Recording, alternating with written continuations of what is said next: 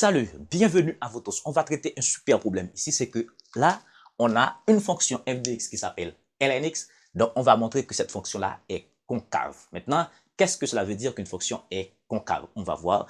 Ensuite, on va montrer que lna plus lnb sur 2 est inférieur à lna sur 1 plus b sur 2, avec pour tout a et b supérieur à 0. Ensuite, on va déduire que radical de ab inférieur à plus 2 sur 2, et on va faire une sorte de généralisation. D'abord, on répond à la première question tout de suite. D'accord, montrons que, d'accord, que f est concave. D'accord, montrer que f est concave. Quand est-ce qu'une fonction est concave?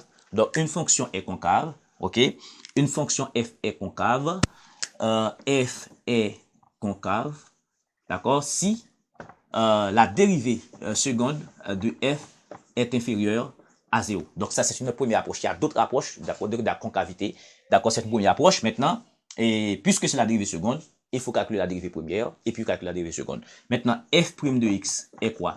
On a quelle fonction? C'est f de x égale à lnx. D'accord? F de x égale à lnx. OK? Eh bien, la dérivée de lnx, ça, vous le savez, c'est 1 sur x. OK? Eh bien, la dérivée seconde là, c'est la dérivée de 1 sur x. La dérivée de 1 sur x, c'est moins 1 sur x carré. Eh bien, regardez bien, la fonction lnx, il est défini pour x strictement supérieur à 0, d'accord? Eh bien, cela veut dire que f seconde de x, n'est-ce pas, est négatif. Pour tout x, n'est-ce pas, strictement supérieur à 0. Donc, on en déduit que, donc, f est concave, d'accord? La fonction f est concave.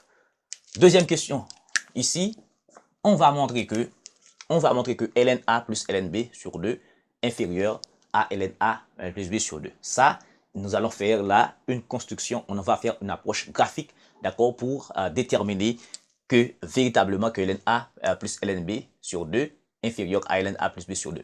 Maintenant, si c'était ça qu'on a posé comme première question, et pour déduire de cela, j'allais pas faire véritablement, d'accord, une construction graphique. D'accord, mais on a posé ça d'abord. Je vais faire une construction graphique. Avec ça, on va retrouver. Normalement, on va montrer véritablement ça. Eh bien, pour cela, je fais une construction. D'accord? Je fais une construction. OK? Je vais représenter la fonction lnx. La fonction lnx, c'est une fonction qui est strictement croissante. D'accord? Sur 0 à plus l'infini. D'accord? Maintenant, on sait que cette fonction lnx, f de x égale à lnx, cette fonction s'annule. Cette fonction s'annule en x égale à 1. Donc, en x égale à 1, je dirais en x égale à 1, ici, la fonction s'annule. Donc, ça veut dire, et d'autant plus, la droite x égale à 0 est asymptote verticale. Donc, vous êtes habitué avec ça, vous n'êtes pas petit. Donc, nous traçons la représentation graphique, d'accord, de la fonction ln. C'est ça. Donc ici, là, c'est f de x égale à lnx. Ça, c'est la représentation graphique de la fonction. Eh bien, nous avons lna plus lnb sur 2. Je vais considérer deux réels, d'accord, deux réels appartenant à son domaine de définition. Eh bien, ces réels-là, nous allons considérer a et b. Bon, je vais prendre a ici, d'accord, je vais prendre a ici, et puis je prends B ici. D'accord? Eh bien, si nous voulons trouver l'image de A et B par cette fonction f de x, eh bien, nous projetons ça ici. Voici donc l'image du A. L'image du A ici, c'est lnx. Eh bien, ce point-là, d'accord, c'est ça qu'on a là. OK? OK? Voici. Eh bien, pareillement, je vais déterminer l'image de B par cette fonction. Puisque c'est par cette fonction, ce point-là s'appelle lnb. OK? Ça s'appelle lnb. Donc, ça, on n'a pas de problème là. D'accord? On a un A par cette fonction. Je cherche son image, mais à condition que c'est une fonction logarithmique, A et B soient strictement positifs. Ça, c'est clair. Il n'y a pas de doute là-dedans. OK? Eh bien, je vais avoir là, d'accord, ici, un point que je vais appeler un grand A. OK? Je vais appeler ça. Donc, ça, c'est lna qui est là. Et ce point-là, je vais appeler ça un grand A. Ici, je vais appeler ça un grand B. Maintenant, je vais relier les deux points. D'accord? Je vais relier les deux points. Voici. OK? Eh bien, ça représente une corde. C'est comme si là, j'ai ça. OK? J'ai ça. Et puis, je prends deux points. Donc, voici un point. Voici un point. Eh bien, ici, quand est-ce qu'une fonction est concave? Après cette définition qui dit que la dérivée seconde doit être inférieure à 0. Il y a deux autres approches. La deuxième approche, c'est que toute corde, d'accord, à la courbe représentative de la fonction doit se trouver en dessous de la fonction, de la courbe représentative. Regardez, ça c'est une corde. La corde se trouve au-dessus, ça veut dire le graphe se trouve au-dessus. Donc ici, cette fonction-là est concave. Ou bien, je peux dire, regardez, dans d'autres cas, voici donc la fonction logarithmique. Je prends deux points du graphe, eh bien, je relie ces deux points. Donc cette droite, cette corde-là, se trouve en dessous, n'est-ce pas, de cette courbe. Donc, cette fonction est nécessairement concave.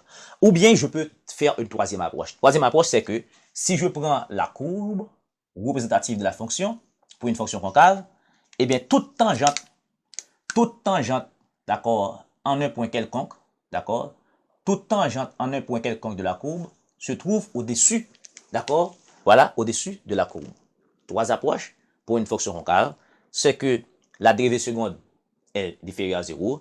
Deuxièmement, toute corde, d'accord, on peut faire ce qu'on veut, toute corde que l'on prend sur deux points de la courbe se trouve en dessous, n'est-ce pas, de cette courbe, ou bien toute tangente à la courbe se trouve au-dessus. Donc ça, c'est ça qu'il faut considérer comme approche. Maintenant, où est-ce qu'on va arriver? On va arriver à ln A plus ln B sur 2 inférieur à quoi? À ln A plus B sur 2. Eh bien, voyons ce qu'est-ce qui va se passer.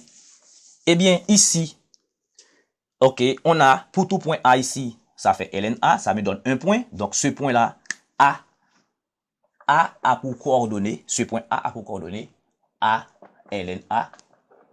B a pour coordonnée ici, et ce grand B, B ln B. OK, ça c'est clair.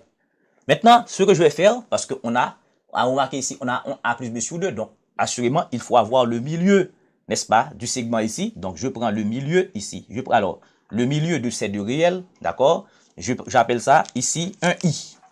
D'accord? J'appelle ça un I. Donc, ce milieu-là, d'accord, I, ce point I a pour abscisse.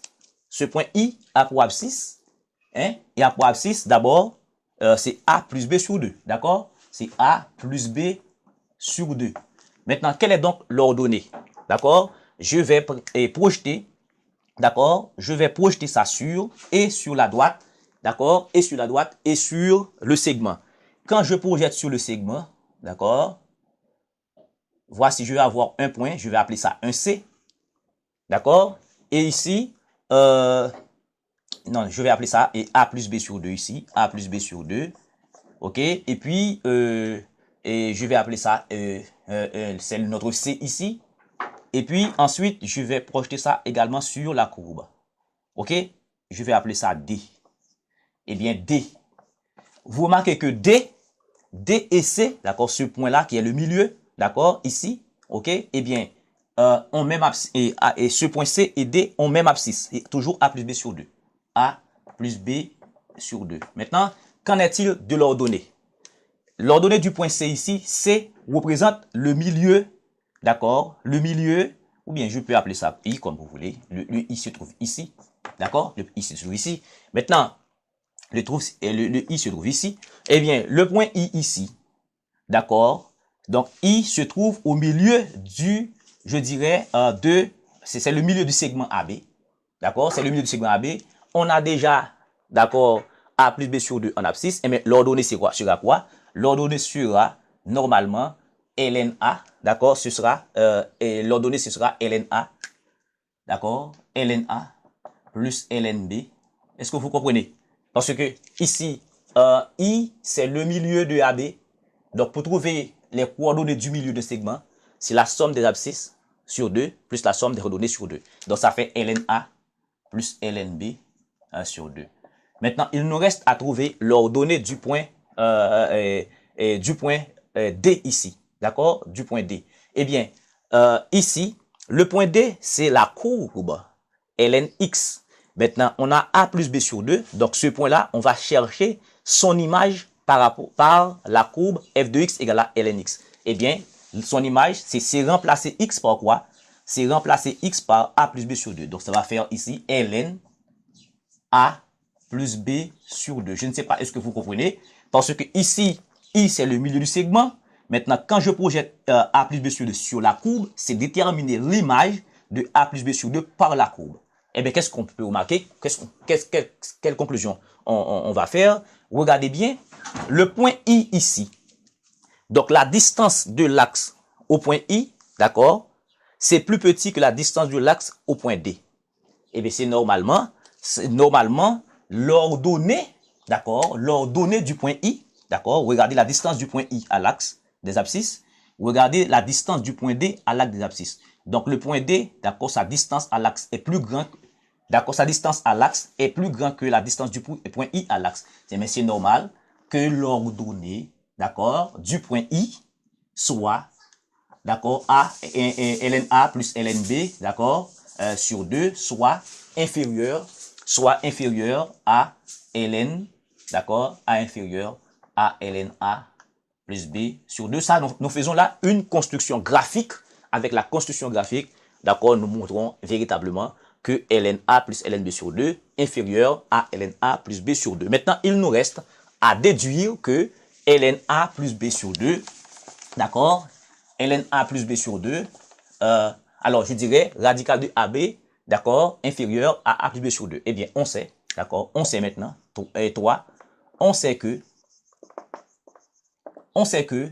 ln A plus ln B, alors on peut prendre ça comme une propriété maintenant, ln A plus ln B sur 2 inférieur à ln A plus B sur 2. Eh bien, qu'est-ce qu'on va faire? On va appliquer les propriétés des logarithmes maintenant. Eh bien, ln d'une somme, c'est ln produit, ça fait ln AB sur 2, inférieur à ln A plus B sur 2. Maintenant, on sait que quand on a n ln A, donc c'est ln A exposant n pour A plus grand que 0, eh bien ici, c'est ln, c'est 1 demi, d'accord, c'est 1 demi ln AB inférieur à ln A plus B sur 2, eh bien, on va faire ça passer ça ici, donc ça va faire ln A plus B exposant 1 demi inférieur à ln A plus B sur 2. Eh bien, par des propriétés de logarithme, ln quelque chose là inférieur à ln quelque chose ici, si et seulement si ça inférieur est égal à ça. Donc, ça veut dire que ici, A B exposant 1 demi, d'accord, inférieur à A en plus B sur 2. Eh bien, normalement, ça c'est radical de AB inférieur à A plus B sur 2. Voilà, donc la conclusion, d'accord. Effectivement, maintenant, on va faire une sorte de généralisation. On va faire une sorte de généralisation, ok. On va faire une sorte de généralisation. Maintenant, si on a ln A1 plus, d'accord, si on a par exemple ln pour tout A1, A2, par exemple, je voudrais dire, si pour tout, d'accord, A1, A2, A3, des points de suspension AN appartenant au domaine de définition de la fonction, eh bien, si on a ln A1 plus ln A2 plus ln A3 plus des points de suspension plus, d'accord, ln AN, d'accord, sur 2, donc ça va être, d'accord, inférieur, ça va être inférieur à quoi? Ça va être inférieur à ln A1 plus A2 plus A3 plus des points de suspension plus AN, d'accord, sur 2. D'accord, ça c'est une sorte de généralisation parce que si ça vérifie pour A, B, donc ça peut vérifier pour toute, d'accord, suite d'éléments, d'accord, appartenant au domaine de définition. Eh bien, rapidement, on applique la même propriété. Donc, ça va faire ln A1, A2 en produit, A3, des points de suspension AN, sur... Alors, maintenant, c'est pas sur 2, c'est sur n, je m'excuse. C'est sur n parce qu'on divise le segment par n. D'accord? Sur n, inférieur, d'accord, à ln, d'accord, A1, d'accord, plus A2, plus A3, plus des points de suspension, plus AN, et le tout sur N. Eh bien, ici, qu'est-ce qu'on va avoir? On va faire passer ça comme tout à l'heure. Ça va faire ici ln, A1, A2, d'accord, A3, des points de suspension AN, tout ceci exposant 1 sur N, inférieur à ln, A1, plus A2, plus A3, plus des points de suspension, plus AN sur N. D'accord? Il y a sur N ici. OK? Eh bien, je dirais non, il n'y a plus 1 sur N. Eh bien, la conclusion est simple. C'est que, justement, dans la généralisation, c'est qu'on va avoir un A1, A2, A3, des points de suspension AN exposant 1 sur N, d'accord? Exposant 1 sur N qui soit inférieur à, je dirais, inférieur à A1 plus A2 plus A3 plus des points de suspension plus AN sur N. Et la conclusion, c'est racine Nième maintenant. Racine Nième de A1, A2, A3, des points de suspension AN, d'accord, inférieur à A1, inférieur, je dirais, A1 sur N fois A1 plus A2 plus A3 plus des points de suspension plus AN. D'accord? Merci beaucoup de suivre cette séance. D'accord? C'était bon de raisonner ainsi, d'accord, sur la fonction concave et généralisation sur des inégalités. Merci beaucoup de suivre.